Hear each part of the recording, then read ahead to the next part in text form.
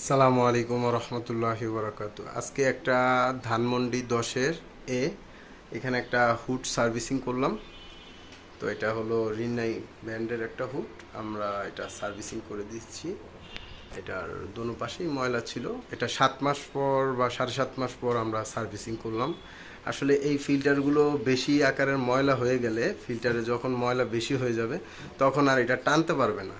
এর জন্য আসলে 6 থেকে 7 মাস পর পরই আর কি জরুরি এটা পরিষ্কার করা।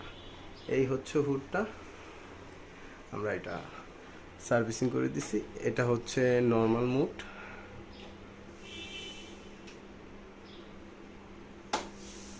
মিডিয়াম, এটা হচ্ছে ফাস্ট।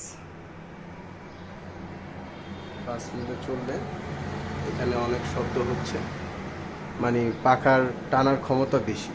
এটা হলো লাইট, এই জায়গাটা পুরো ক্লিয়ার হয়ে গেছে। ঠিক আছে, ওকে। আসসালামু আলাইকুম রহমতুল্লাহি